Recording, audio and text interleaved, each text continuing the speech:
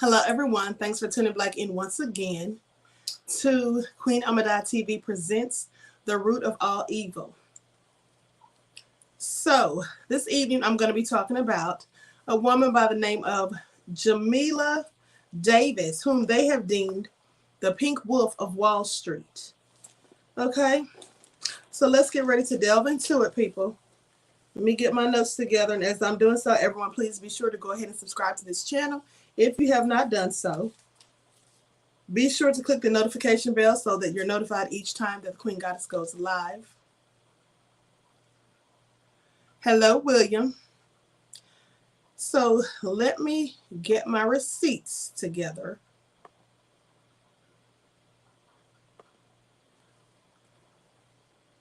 And pull up this article. In the meantime, please go ahead and like and share the video, okay? Please be sure to like and share the video. All right. So people, you may have noticed that it took me a minute to post this video. That's because I posted it mistakenly on the wrong page, okay? That is why it's posted on the wrong page. I'm sorry. I have so many channels, sometimes I get confused, people. Okay, here we go. Here we go. Now, as I said, this is going to be about Jamila T. Davis, the black woman who was sentenced to 12 years in federal prison for a numerous barrage of charges, mostly mortgage fraud, okay? They deemed her the Pink Wolf of Wall Street. They say that she's, in fact, the one who single-handedly brought down Merrill Lynch, which I find very interesting because, you see, there were white men who were doing the same thing she was doing. In fact, they went to prison as well, but they got minuscule sentences compared to hers. She got 12 years. I think the one of them that got the highest after her was like 3 years. One of them got 18 months. They're the ones that she says, in fact, taught her how to do the crime. She just got a little better at it than them and started making more money. And I think that may have had the problem. That's maybe where the problem came from.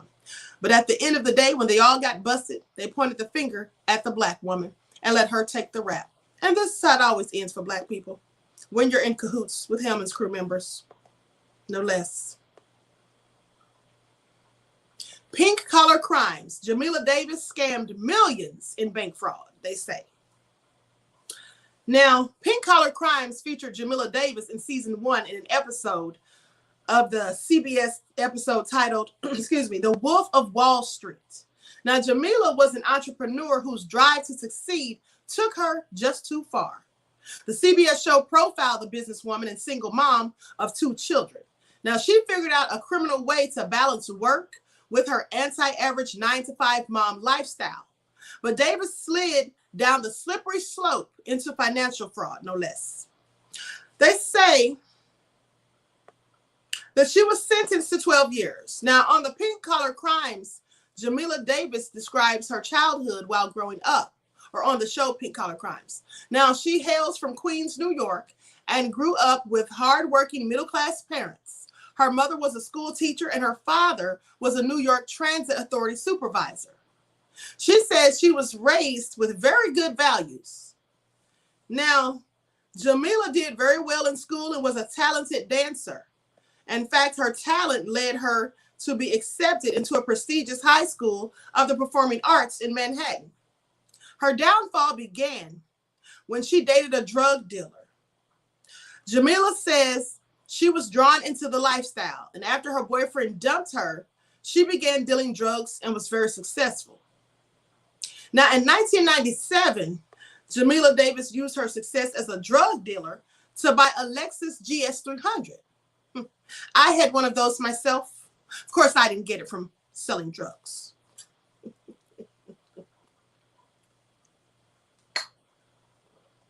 No less. So anyway, Queen, please tell other people on the other channel we're waiting on you. Oh my goodness. Oh, hold on just a second.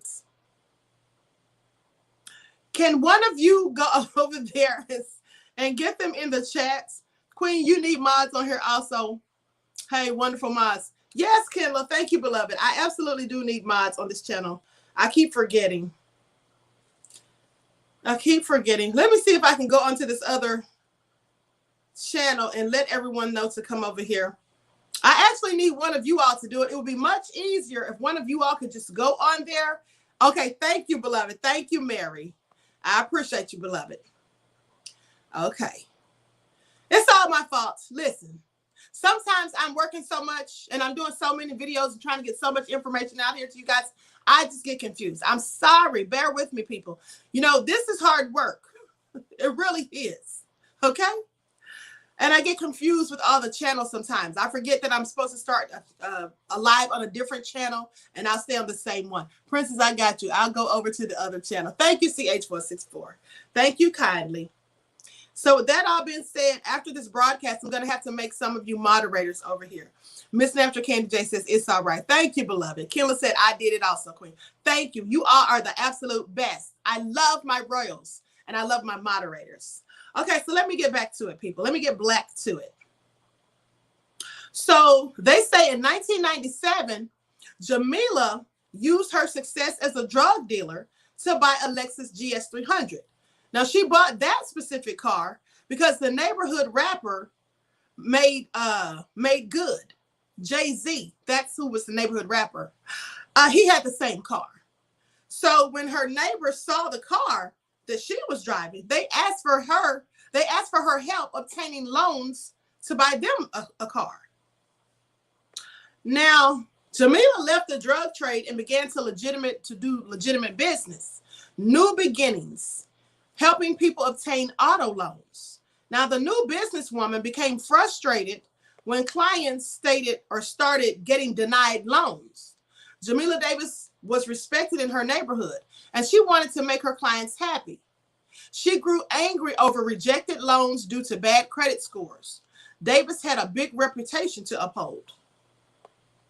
Now, on Pink Collar Crimes, Jamila claims an auto broker helped her to meet a hacker. Not just any hacker. You see, this hacker could hack into all three credit bureaus. She claims that credit scores shot up from 400 to 800 within minutes. Bet some of you wish you all had known that hacker, no less. So anyway, she says, I knew I was wrong. I knew I shouldn't do it. However, many credit industry experts believe Jamila was using other fraudulent tactics to get her clients these loans. There are no known instances of hackers accessing all three credit bureaus, and her court records for the case are sealed. Now, Jamila risked her business reputation and kids. She says, I wanted people to view me in a way that I really wasn't. As soon as her clients began defaulting on the car loans, the banks caught wind of the scheme. Jamila Davis was then arrested. Now, she cut a plea deal and received a slap on the wrist. She received 5 years probation and no jail time. Her attorney was also able to get her court records sealed in the plea agreement. Getting her former clients to getting them to voluntarily return the cars to the banks helped Jamila to avoid prison. Let me tell you how this all went wrong, people. Let me tell you how this all went wrong. See, this was her first con. Now, the next would be with the big banks for the mortgage lending. But let me tell you how this whole auto thing went awry. Here's what happens, okay? So she was trying to get these people loans. And so she says that somebody changed their credit scores, hacked into the systems of all three credit bureaus. I don't believe that. I don't believe that. That's not usually how this works. I'm going to tell you what likely happened, in my opinion. What likely happened is somebody was making fake check stubs and even fake W-2s. And those were used to fraudulently get the people approved for the loans. Queen Ahmadiyyah says Queen Ahmadiyyah is always on fire. Thank you, beloved. So by getting these fraudulent check stubs and W-2s done, and you pay someone to do this, is what they usually do. And then so that will get the people approved. But here's the trick. If you have fraudulent credit check stubs made, and they show that you're making $150,000 a year, for example, and you're only really making $40,000 a year, and then they sell you an expensive high-end car, right? It's like a fancy new Lexus. And they're showing, according to your W-2s and your check stubs, that you can pay for it. Because, hey, you make $150,000 a year. But if you really don't make that much money, you only make $40,000, then you really can't afford those payments 9 times out of 10. And so with that being said, you sooner or later default on the loan and start making your payments later, not making them at all, missing payments. And then, oh, that's when the red flag pops up, you see. And that's when they say, wait a minute, look at here. How did this person get approved? I mean, it shows they make $150,000 per year, but they can't even pay a $400 or $500 car note every month. Something's not right about this. So then they go and get that microscope and they start looking at it and going through it with a fine-tooth comb. And that's when they realize, oh, somebody lied. Somebody got some fake W-2s and check stubs. And that's how the fraud unravels, okay? That's how it unravels, people. I don't think anybody hacked all 3 credit bureaus, because even if they had and they changed their credit scores, how would they have then proven that the people fraudulently obtained the loans? Their credit scores showed it. I mean, would they have found out that someone hacked the system and changed their credit scores? I doubt it. But let me continue. So she got a plea agreement and she got probation, right? And she got no jail time because the people turned the cards back in to the banks. But then Jamila's father owned investment real estate. Now, he helped her to buy her first piece of real estate in Brooklyn. Jamila was on her way to owning a legitimate real estate investment company. Now, in 2008, she started Diamond Star Financial. It was a model similar to her automobile venture. Instead of helping people get into cars, she wanted to help them get into houses. Now, she zeroed in on Alpine, New Jersey, which has multi-million-dollar homes. When one of her deals fell through, Jamila decided to buy the multi-million-dollar home for herself. The only problem was Jamila Davis didn't have the income to qualify for the mortgage. So what did she do? Well, I'm glad you asked. To purchase the home, Jamila found a straw buyer. For those of you who don't know what that is, let me explain. You see, I used to work during my internship when I was in college. I worked for a real estate attorney, so I know all about these things. So that all being said, a straw buyer is when you go get someone who's got good credit and they've got the funds and the job and they can prove it through their check stubs and all that they qualify for the loan. So you get them to go in there and act as though they're purchasing the house for themselves, but they're really purchasing it for you, and you're going to pay them like big money to do this and get it in their name. All you have to do is then keep up the mortgage payments. Now let me continue. So she decides to get a straw buyer, someone who never intended to live in the home and was used in name only. She forged payroll statements and tax documents to make it look like this person had the income to afford the home. And the bank approved the mortgage. It's just like with the auto thing, with the cars. It's the same thing all over again. Fraudulence, check stubs and W-2s. Same thing. Now, in some cases, they get people who actually do have a job making enough money and who actually do have the credit scores. And they usually just use that person's credits. So it's in their name. And they don't have to do all this other fraudulent activity. But they just get the person to sign and say they're purchasing it or whatever. And then at closing, they usually give the person like $10,000 for doing so. But most of the time, they do exactly what she did with the auto thing. They have somebody with these fake W-2s and fake check stubs and all of that, and they get the person approved. But here's what happens. The same thing that happened with those cars. The people weren't really making that money, so they couldn't keep up the note. That's the same things that happen with the mortgage companies. You lie and say you make $150,000 a year, and so they approve you for a house, which mortgage might be $1,500 per month. But you really don't make $150,000 a year. You only make $50,000 a year. And with all the other bills that you have, and not to mention days you may have to take off work when you're sick or whatever, then you can't afford that $1,500 loan.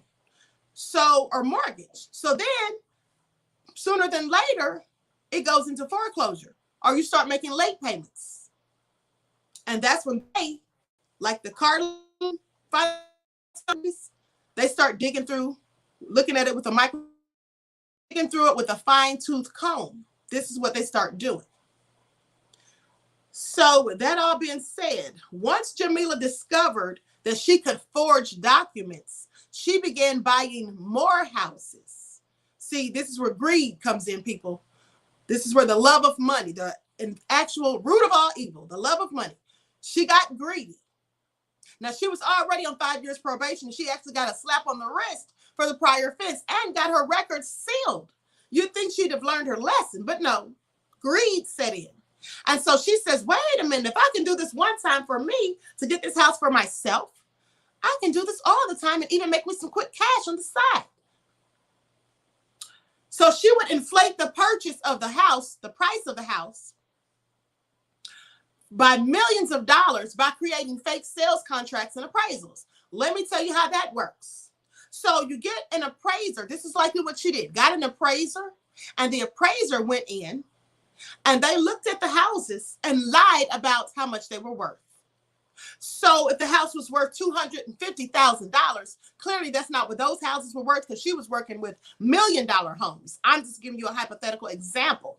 Let's say if the house was actually worth $200,000. You get the appraiser to go in there. The appraiser looks at the house and says, you know what? Okay, I'll just say that it's worth $600,000 because they're paying me to lie.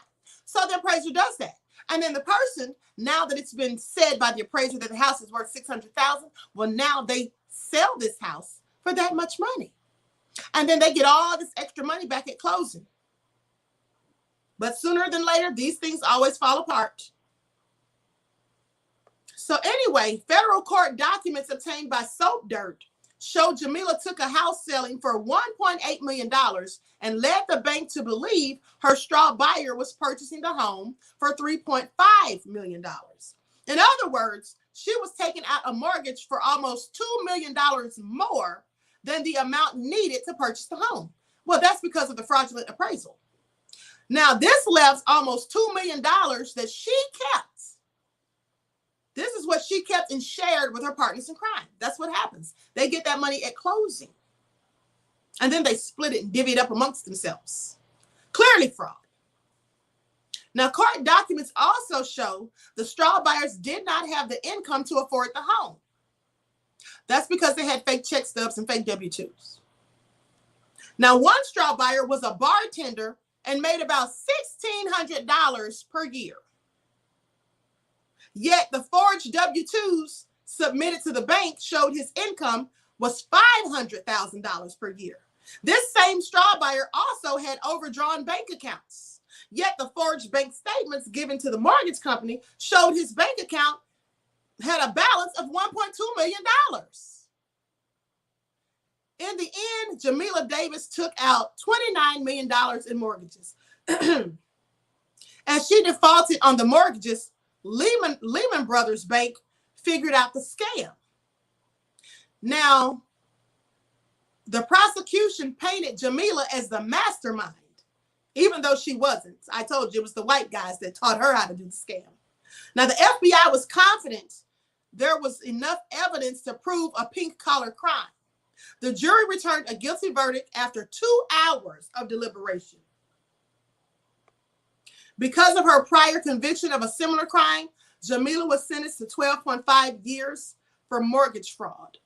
Jamila Davis spent 9 years in federal prison. She now speaks out to younger women about her crimes. Jamila was an invisible woman in prison. That's what she says about her sentence. So with that all being said, you see how this all goes, people? Crime clearly doesn't pay. Though you may be reaping the rewards at the moment and getting all this big amounts of Skrilla, racks, bands, and all of that, and just balling out of control and thinking you're doing living high off the hog, sooner than later, something's going to happen to put them onto you, and they're going to come knocking at your door. They're going to come knocking at your door, people. This is how it always turns up. This is how it always turns out. Well, I'm sure her black ace won't be getting a slap on the wrist this time around. No, she didn't. She got 12 years, sentenced to 12 years, and stayed there for at least 9. Okay? So clearly, crime doesn't pay, people. That's what it doesn't do. So that is the story of Jamila Davis. And, now she does go around speaking to young women and telling them about her life of crime and telling them not to do these things. And you see, here's the thing, people.